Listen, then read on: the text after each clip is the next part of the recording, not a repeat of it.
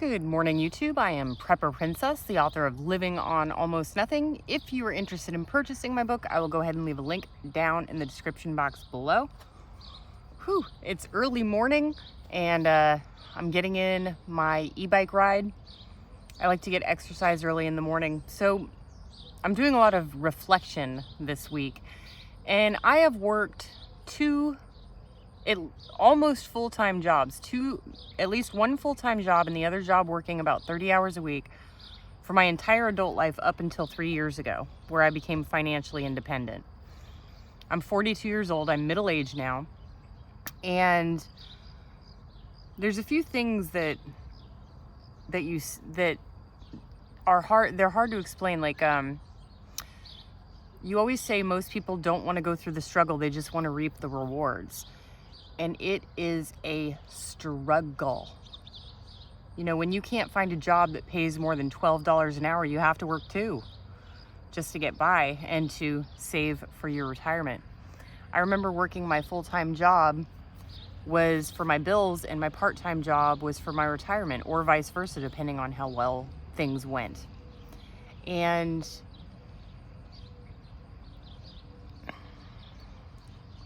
let me just say, I had no significant other in my lifetime that financially benefited me in any way. In fact, I was financially used by a lot of people. Free rent, free room and free food, free, you name it. The last long-time relationship I had, the only bill that they paid was the cable bill because I refused to have cable and they wanted cable for their sports. And that's it. That's the only thing they contributed to the household. They didn't cook, clean, mow the lawn, dust, nothing. So I am a woman. By nature, we have jobs that have lower wages. We make less than men.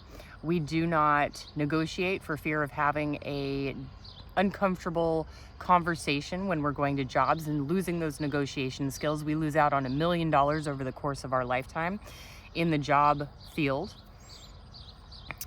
So I never had anybody helping me. So I had to work 2 jobs. And even up until 3 years ago, during that, while I was in Arizona for 3 years, for some reason I got a full-time job. No reason. There was no reason for me to get a full-time job other than the fact that when we now live in a society where if you don't want a full-time job, there must be something wrong with you. And things are starting to change, but 3 years ago, it was not that. That wasn't it. People just assume that there's something wrong with you or you're lazy if you don't want a job that you have to go to every day to earn a living. Now, some of the things looking back on, I don't have a significant other. I don't have children. I don't have a family. Never had any time for that. But here's something else that's interesting that people don't think about. When you're working that much, I was lucky to get Christmas off. Christmas, that's it. The only day of the year that I could guarantee that I had the day off. And I would be invited to gatherings with my family and stuff like that. And of course I would go, of course. And Thanksgiving sometimes. But when you work in retail, back in the day, Thanksgiving you would have off, but you'd have to be to work the next morning, the day after Thanksgiving at like 4 a.m. Now you have to be to work on Thanksgiving, which I don't think is right for families. And then people don't want that, but at the same time, they show up every year. They're like, man, that's really messed up. You're working on Thanksgiving. It's like, you're the reason I'm working on Thanksgiving. Thank you for thinking it's so messed up. But so these gatherings, if somebody's having a barbecue or a birthday party or an anniversary, they stop inviting you because they're so accustomed to you saying no that they just stop inviting you. And maybe it's out of pity. Maybe they don't want you to feel guilty for not going or feel bad that you can't go, so they just stop inviting you. Now, up until 3 years ago, I hadn't been invited to a family gathering for 10 years. Then when I was in Arizona, I got an email. It was like 4 months in advance saying, hey, we're planning a birthday party for Aunt Barbara's 80th birthday. I know it's a long shot, but we're trying to get everybody to come. And I was like, I'm going. And I told her, I said, don't tell Aunt Barbara I'm coming. Don't tell her. And I showed up, and she was very happy about that. Now, one of the other things that I've noticed is slightly detrimental, a little bit bad, is that I don't have social skills at parties and gatherings, meaning I don't understand the appropriateness of these things. So it's customary to bring, now I know this, it's customary to bring something to a party, like a bottle of wine, or like a plate of cookies or something. And I didn't realize that. It took me a couple years to figure it out. I'm a little bit slow. But so I would show up with nothing, and I'm like, hey, I'm here. I made it. And my family is so accepting and loving and wonderful. They never said anything. And then I got a phone call. I was going to another gathering from a cousin of mine who said, what are you bringing to the party? And I was like, what do you mean? And he goes like, well, I'm bringing like nachos and blah, blah, blah. And he's like, what are you bringing? I was like, what? So he explained to me the appropriateness, the culture of bringing something to a party. So I'm better at it now.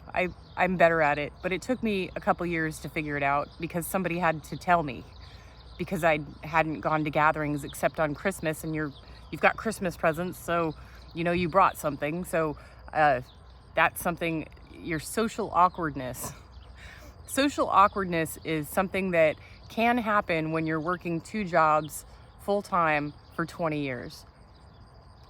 Now, aside from the social aspects, I want to talk to you a little bit about life then and life now. So life then was stressful, sleepless, no sleep, like hardly ever. For 20 years, I didn't sleep. 4 hours a night if I was lucky. Some nights were 2 hours. It was horrible. I would like almost falling asleep at work every single day. And you just have to chug down the coffee and the sugar in order to keep going, because that's the only thing that keeps your body moving when it's about to collapse. And I find that now it's like my body is making up for lost time. So all of those 4 hours of sleep and 2 hours of sleep over 20 years, now I sleep 10 hours a day, 12 hours a day. If I get 8 hours a day, I'm like, okay, but my body, if I wake up to an alarm at 8 hours, that's fine. But otherwise, I'm asleep for 10 to 12 hours a day. My body is making up for that 20 years of no sleep. So that's a huge thing, And, when you're working, it's da da da da da da da. You're moving. I had an office job and I always worked retail. So the retail job would always typically be my part-time job, and you're walking 15 miles in a 4-hour shift. It's crazy. Not really 15, but you're walking the whole time and standing the whole time in a 4 to 6 hour shift. So that's how I was able to keep my body weight down really low. Now that I'm not doing that anymore, the weight gain is coming on. And I'm sure that it has to do with middle age and hormones too. But now it's like I have to make a very concerted effort to get out and do something like ride an e-bike or get in my 12,000 steps in order to maintain my weight, even eating the same diet that I was when I was working 2 jobs. So that's really hard. Now I want to talk about the privilege that I have. Yes, I am blessed. I have privilege because I went through all of that suffering for 20 years. And I'm going to say something that is probably going to ruffle feathers, or people are going to make assumptions. I will never work another job again. I will never go into a building and punch a time clock and take orders from a manager ever again. I would literally rather die. Working like that was like prison for me. It was like being in prison for 20 years, and I finally have my freedom. And I guess you could say I'm semi-retired, but even if I were to quit YouTube, I would still be able to live the rest of my life off of my other investments. Now, here's the thing. People get upset when you say, I will never work again. I worked enough for the first 20 years of my lifetime than most people work in their entire lives. So let's get that out of the way. It's not out of laziness. It's out of pure not being able to see family when you want to, having to, it's just the BS all behind the scenes. You have to request a day off 4 weeks in advance. And if somebody can't cover your shift, you can't have the day off. You can never see people freely. You can't see your family and friends when you want to. It's just an awful, awful existence, in my opinion. And some people love it. Some people love that daily social interaction and the busy, the deadlines. They crave it. They thrive on it. They love it. I don't thrive on that type of lifestyle. I thrive on being out in nature, fixing things that are broken, using my hands instead of my brain. My brain is fried from working so long in a call center. I just can't. Thinking about doing it gets my heart rate up and I start sweating. I'm like, oh my God, no, don't. I would rather live in a shed in my backyard and rent out my house for income than get a job. I would rather shut off the electricity, the internet, sell my car, go to food banks for food. I would rather panhandle in the streets than go and get another job. One day here and one day there, cool. Maybe I'll go to Labor Ready, or I'll work with or for a friend for a day or two, but put me in a regular job and I'm as good as dead. And I'm also an endangerment to other people at this point. Now, I'm not a violent person, and it takes a lot to pop my top. Like, it really takes a lot to get me boiled over to the point of violence.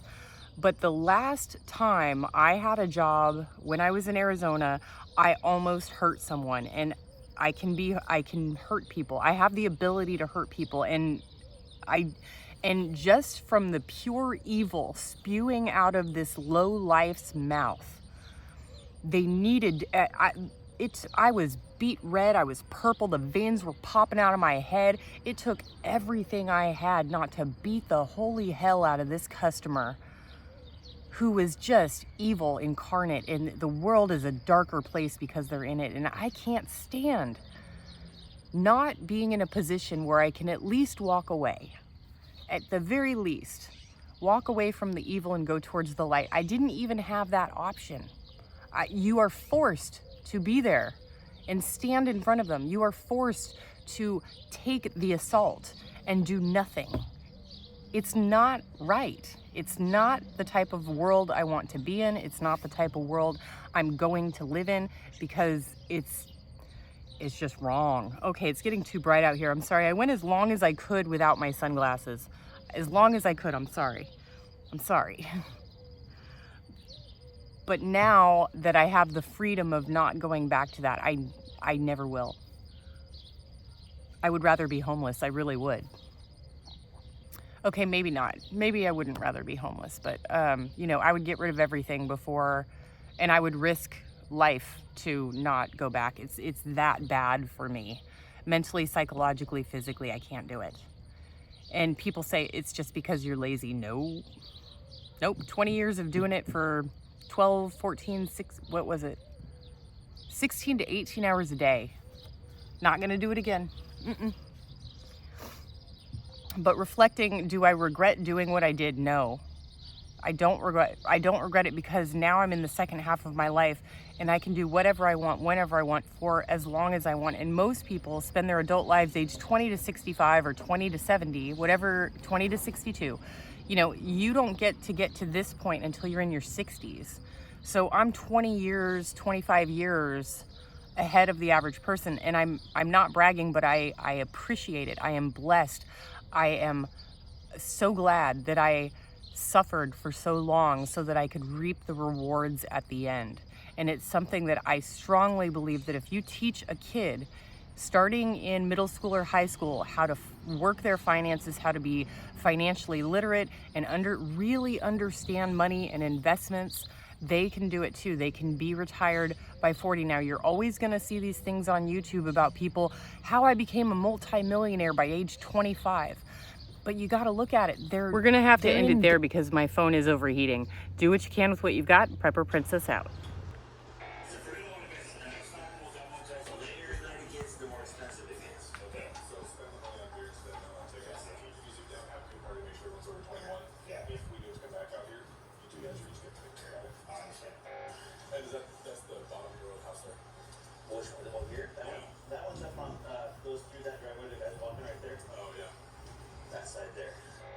clear of 1127 King Road. We're going to be out at 1122 Queen Road. Same problem.